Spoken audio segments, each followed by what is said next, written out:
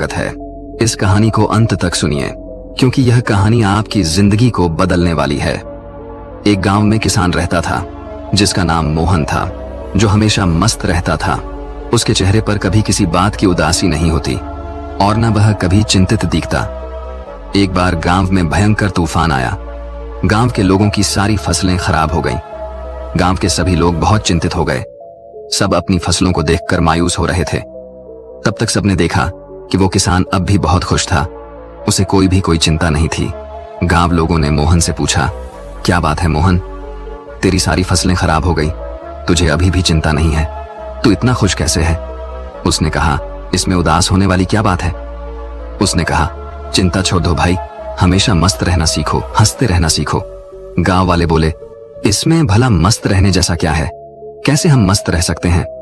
हमारे तो नुकसान हो गया, फसलें खराब हो गई, अब हम क्या खाएंगे, अपना जीविका कैसे चलाएंगे, और इसमें भला हम कैसे मस्त रहे?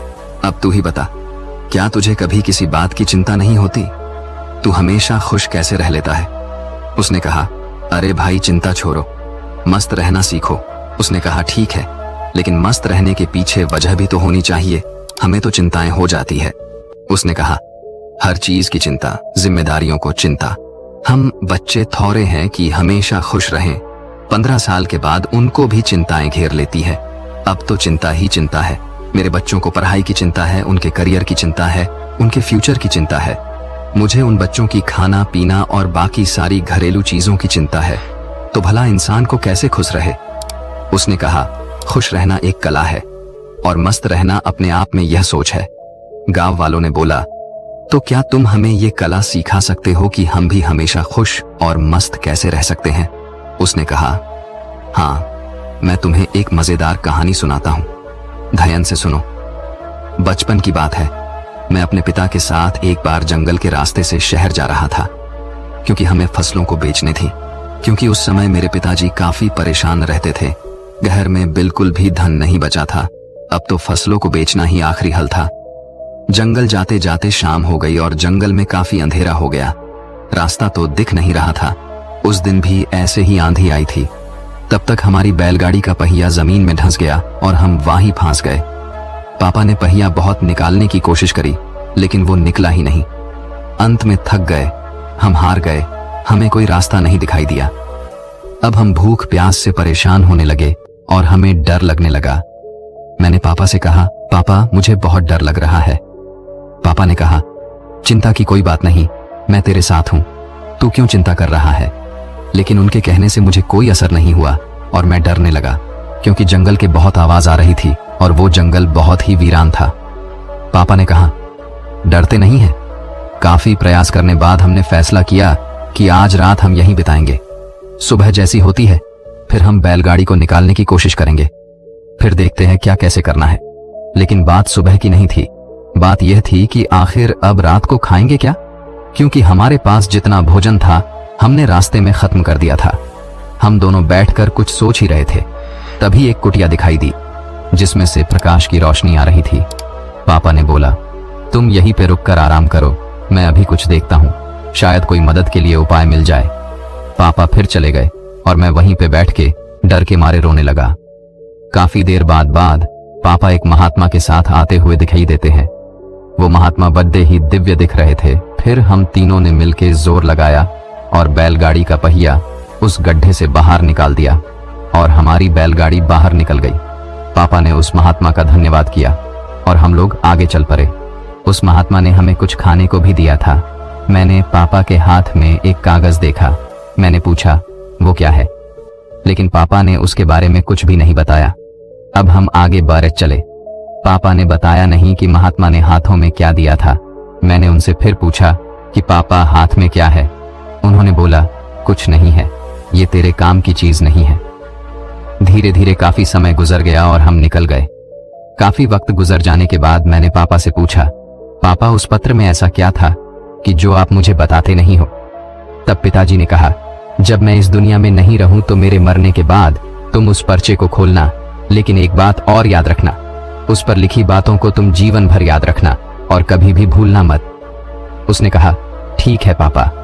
अब काफी समय गुजर गया। गांव के लोगों ने मोहन से पूछा, वो सब तो ठीक है, लेकिन हमें चिंता क्यों ना हो? हमें तो चिंता होगी ना, हमारी फसलें खराब हो गई। मोहन ने कहा, क्या क्या तुम फसलों को ठीक कर सकते हो? उसने कहा, नहीं। मोहन ने पूछा, क्या तुम दिन को रात बना सकते हो? उसने कहा, नहीं। उसने पूछा, क्या तुम हवाओं को रोक सकते हो? उन्होंने कहा, नहीं। उसने फिर पूछा, क्या तुम बारिश करवा सकते हो? सबने कहा, नहीं भाई नहीं, हम कुछ नहीं करवा सकते, हम भगवान नहीं है। तो उसने कहा, जब तुम्हारे हाथ में कुछ है ही नहीं तो तुम भला चिंता करके क्या पाओगे? सारे किसान सोच में पड़ गए कि यार बात तो सही कह रहा है, इसमें भला ज्यादा चिंता करके क्या होगा।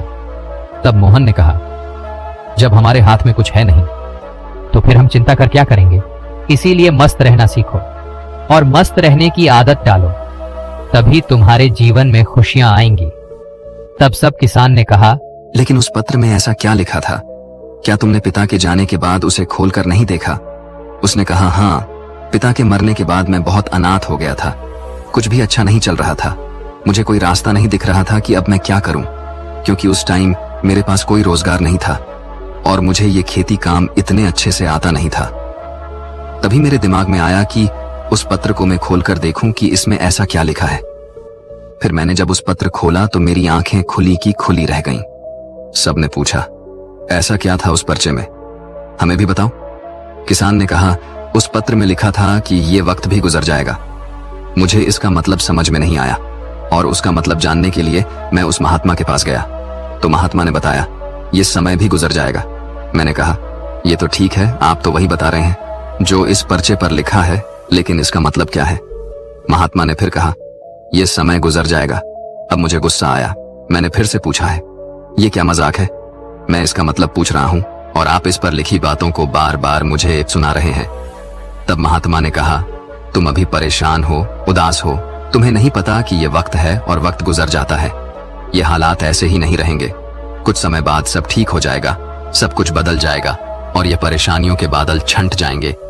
इसीलिए इस बातों को याद रखो, ये वक्त गुजर जाएगा, वक्त कभी नहीं रुकता, अच्छा बुरा जैसा भी हो वक्त गुजर जाता है। तुमको चिंता करने की कोई आवश्यकता नहीं है, तुम बस खुद को देखो, अपने हाथ को देखो और बस मेहनत करते रहो। धीरे धीरे वक्त जैसा भी हो, समय बदल जाता है। गौर से देखो, तुम्हारे हाथ में कुछ भी नहीं, तुम बेमतलब में फालतू की चिंताएं कर रहे हो, फालतू की मुश्किलों को और बड़ा बना रहे हो जो किसी भी तरह से हल नहीं होने वाली। वक्त अपने आप गुजर जाता है, इसीलिए जो तुम्हारे हाथ में है ही नहीं उससे भला चिंता करके क्या मिलने वाला है। इंसान को चाहिए कि वो सब्र रखें हर वक्त में, हर परिस्थिति में, क्योंकि जिसके पास सब्र नहीं वो कभी भी चैन से जीवन जी ही नहीं सकता। चैन से जीवन जीने के लिए इंसान के अंदर सब्र का होना जरूरी है और सब्र तभी आता है जब इंसान इस बात को याद रखेगा कि वक्त गुजर जाएगा। तब से मेरी जिंदगी बदल गई और मैं इस बातों को जीवन भर के लिए याद करके रख लिया। अब जो कुछ भी होता है मैं चिंता नहीं करता, बस मेहनत करता रहता हूँ, कोशिश करता हूँ चीजों को ठीक कर सको। लेकिन जो मेरे हाथ में है ही नहीं मैं उसको चिंता करके भला क्या करूं। इसीलिए मैं अब मस्त रहता हूं और लोगों से यही कहता हूं कि मस्त रहो, ज्यादा चिंता मत करो और ज्यादा सोचो मत। जीवन चल रहा है, जीवन गुजर रहा है और जीवन गुजर जाएगा। बाकी अगर ये कहानी आपको अच्छी लगी हो तो इस वीडियो को लाइक करें और ऐसी और कहानी